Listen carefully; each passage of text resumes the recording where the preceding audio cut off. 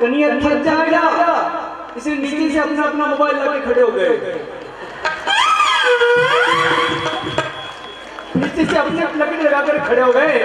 कन्हैया से कहने लगे, कन्हैया तू थक गया होगा, हमने अपनी लकड़ी लगा रखी है, थोड़ी देर अपनी उंगली हटा ले, आराम कर ले। कन्हैया ने जैसी अपनी उंगली हटाई वैसे ही गिरा के नीचे धंसने लगे। सभी चिल्लाने लगे,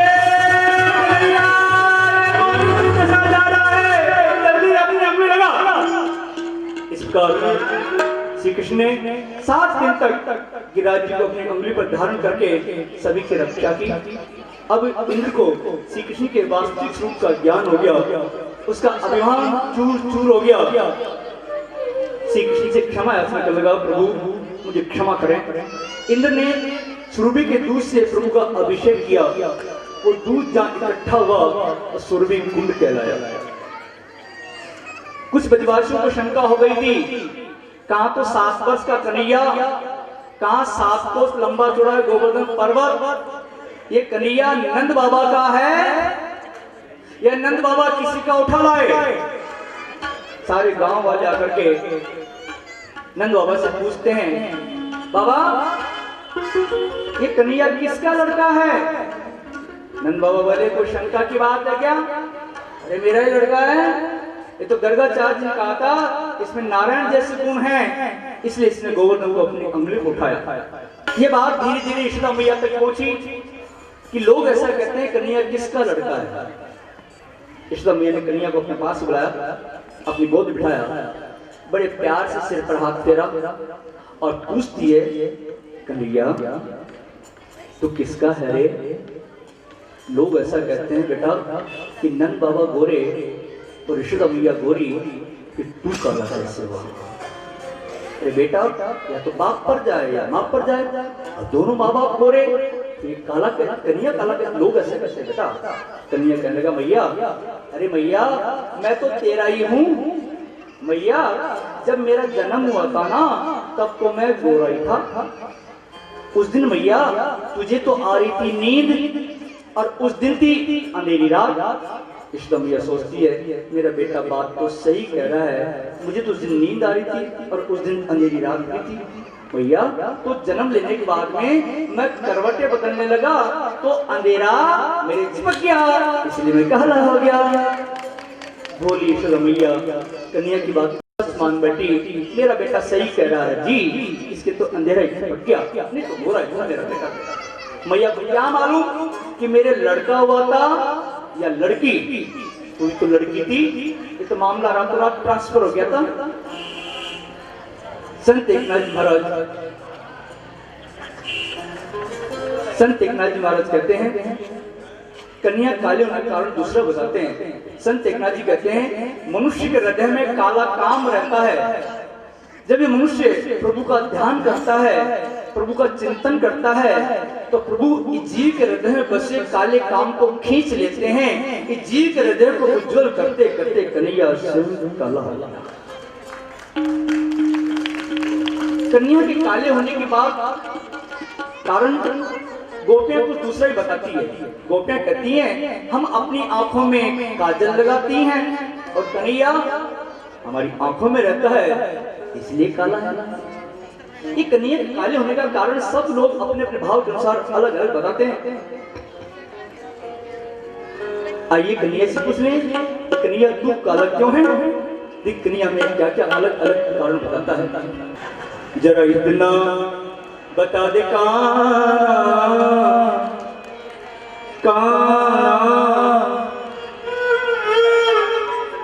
जरा इतना बता दे काना तेरा रंग काला, इतना बता दे काना तेरा रंग काला क्यों, काला होकर भी जग से निराला तू, काला होकर भी जग से निराला क्यों।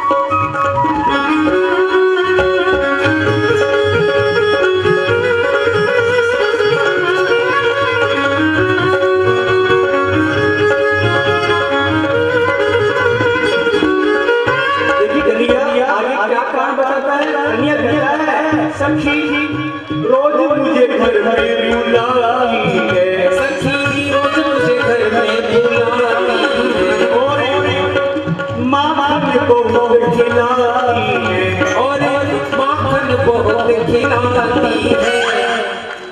इन सखियों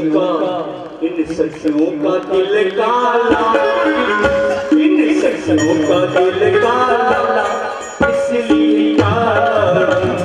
सखियों का दिल काला इसीलिए काला, इतना बता दे काना तेरा रंग काला क्यों, काला होकर भी जग से निराला क्यों।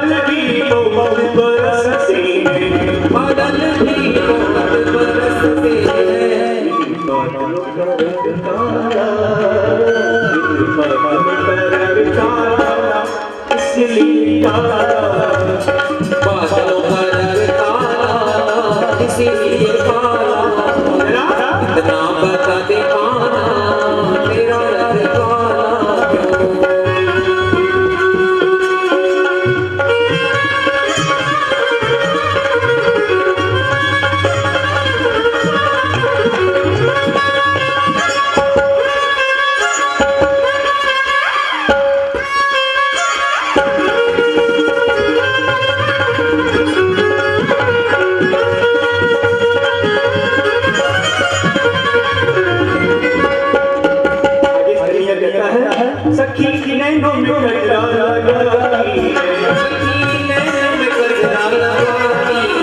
मुझे नैनों के बीच बिठाती है,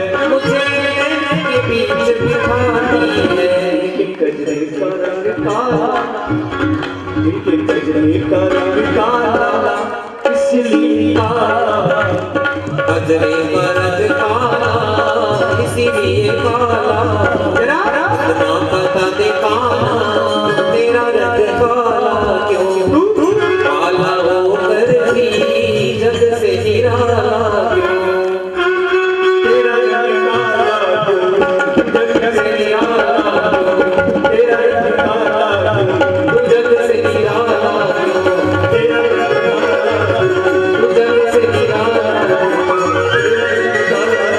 तू जग से निराला क्यों, तू जग से निराला क्यों।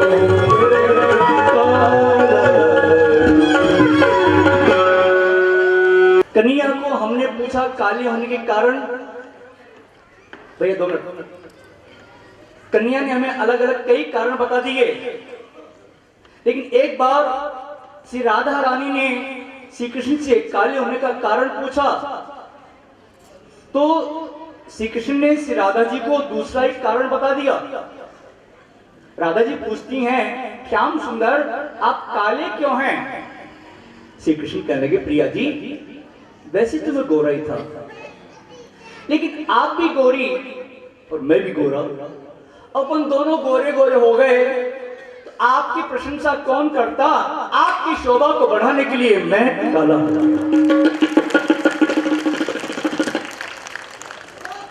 अरे भाई, एक गोरा होगा और एक काला होगा, तभी तो गोरे की प्रशंसा करेंगे। सारे ही गोरे हो जाएंगे तो फिर गोरा क्या होता है पता ही नहीं चलेगा। सुख के साथ में जब दुख मिलता है तो सुख का आभास होता है। जन्म से लेकर मृत्यु पर्यंत सुखों की सेज में रहे, फूलों की सेज में रहे, तो सुख क्या होता है ये पता ही नहीं चलेगा।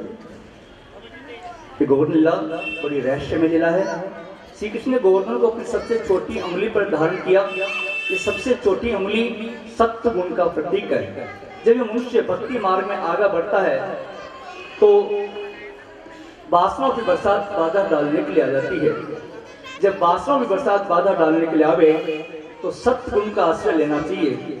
सत्गुण का आश्रय का मतलब संतों का आश्रय, सदग्रंथों का आश्रय।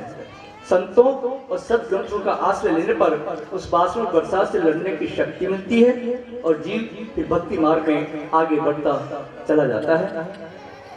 सभी ब्रजवासी अन्य देवताओं के शरण में ना जाकर के श्री कृष्ण की शरण में गए तो श्री कृष्ण ने उनके सारे दुख अपने ऊपर ले लिए। गोवर्धन लीला का यही भाव मुख्य है। गीता जी में भी श्री कृष्ण ने अर्जुन से कहा है, अर्जुन जो जीव अनन्य प्रेम से मेरा भजन करता हुआ, मुझे सर्वस्व समर्पित करता हुआ मेरी भक्ति करता है, उसके सांसारिक दुखों से मुक्त करवाने का दायित्व मैं अपने पर ले लेता हूँ। इसलिए दुख में, विपत्ति में केवल प्रभु की शरण में जाना, इधर उधर कहीं मत भटकना। इस प्रकार हमने गोवर्धन लीला कथा का श्रवण किया और आज की कथा का जो प्रसंग है वो गोवर्धन लीला की कथा का आज का प्रसंग है। आज की कथा को यहीं विश्राम देते हम अपनी वाणी को विराम देते हैं। अब हम गोवर्धननाथ के पदों का आनंद लेंगे। उससे पूर्व आपको कल कथा के बारे में बता दें। कल रास लीला की कथा, श्री कृष्ण के मथुरा गमन कथा, गोपियों के विरह की कथा, कंस उद्धार की कथा, गुरु संदीप ऋषि के आश्रम पर विद्या अध्ययन हेतु गमन कथा, उद्धव जी के व्रत गमन कथा, रुक्मणी विवाह कथा तक का कल हम श्रवण करेंगे। कल कथा में एक विशेष कथा है, वह है रास लीला की कथा। देखिए, श्रीमद् भागवत का दशम स्कंद भागवत का हृदय है और रासलीला भागवत का प्राण है। पूरी भागवत का निचोड़, पूरी भागवत का रहस्य रासलीला की कथा के अंदर है। आप सभी से हमारा हाथ जोड़ के निवेदन है, आप लोग कल रासलीला की कथा का श्रवण करने के लिए जरूर से जरूर पधारें। आइए अब हम गिरिराज जी के पदों का आनंद लेंगे। गिरिराज जी के पदों का आनंद लें इससे पूर्व एक छोटा सा भजन, उसके बाद गौरनाथ का भजन। दगा किसी का सगा नहीं है, कभी नहीं करना देखो।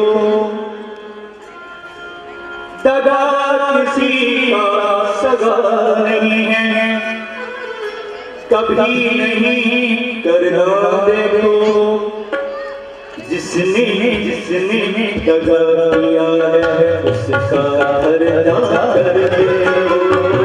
जिसने जिसने दगा किया है उसका हरजा कर दे।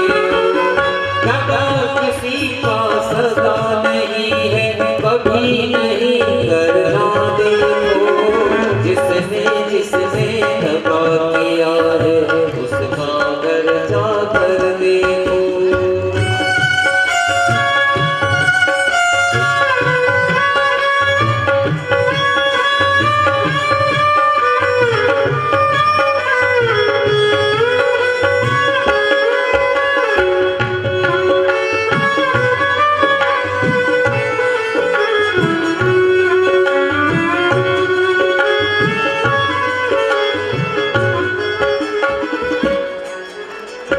दगा किया रावण ने साधु का वेश बनाया। दगा किया था रावण ने साधु का वेश बनाया था। भिक्षा लेने गया लेकिन सीता को हर लाया। भिक्षा लेने गया था लेकिन सीता को हर लाया था। लंका नगरी रात बनाई, लंका नगरी रात बनाई। पल भर में बजरंग देव। लंका नगरी रात बनाई, पल भर में देखो बजरंग। जिसने दगा किया है